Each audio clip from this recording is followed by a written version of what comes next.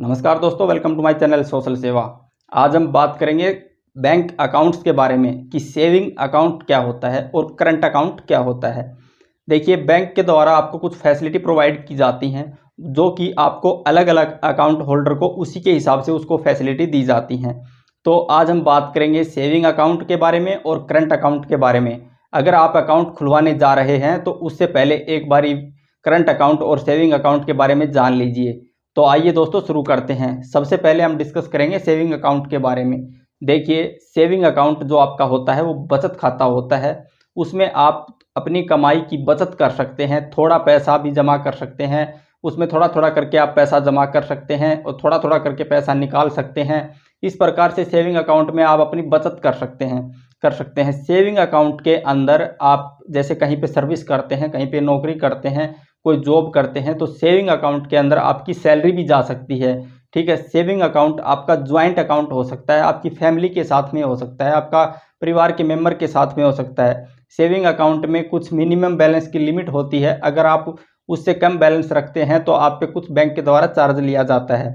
Saving account में आपको bank ब्याज प्रोवाइड करता है और कभी भी कहीं जब भी आपका मन करे, जब भी आप उतना पैसा उसमें निकाल सकते हैं, लेकिन अपनी लिमिट के अनुसार। ठीक है, आपको लिमिट दी हुई होगी सेविंग अकाउंट के अंदर कि आप 1 लाख रुपए से ज़्यादा एक दिन में पैसा नहीं निकाल सकते या 2 लाख रुपए से ज़्यादा नहीं निकाल सकते।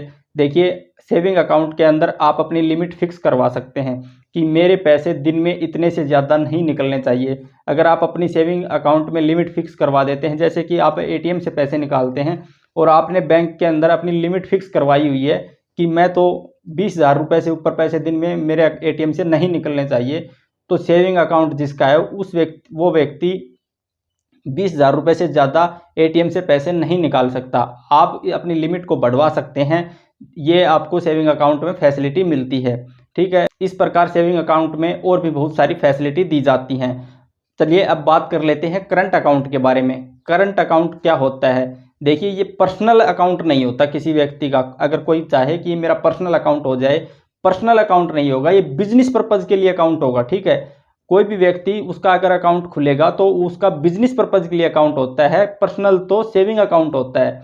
इसमें आपको ब्याज नहीं मिलता किसी भी प्रकार का।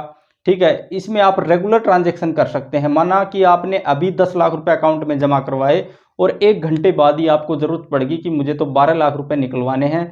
अगर आपके अकाउंट में 12 लाख रुपए की राशि है तो आप 1 सेकंड के अंदर करंट अकाउंट के द्वारा हाथों हाथ 12 लाख रुपए वापस निकलवा सकते हैं। ठीक है, लेकिन इसमें करंट अकाउंट में आपको किसी प्रकार का कोई ब्याज नहीं मिलता और न ही आपको इसमें बैंक के द्वारा पासबुक दी जाती, क्योंकि करंट अकाउंट की लेन देन बहुत ज़्यादा होती हैं।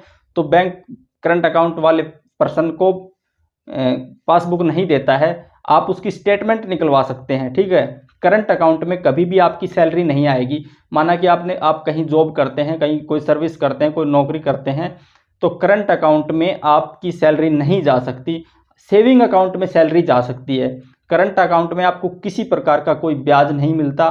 Current account only for business purpose के लिए होता है। आप अपने बिजनेस के लिए करंट अकाउंट खुलवा सकते हैं। इस प्रकार करंट अकाउंट और सेविंग अकाउंट में बहुत से डिफरेंस हैं। देखिए, सेविंग अकाउंट में तो आपको पैसे की लिमिट मिलती है कि उससे ज़्यादा आप अकाउंट में ट्रांजैक्शन नहीं कर सकते, इससे ज़्यादा पैसे नहीं निकाल सकते। लेकिन करंट अकाउंट के अंदर ऐसा नहीं है।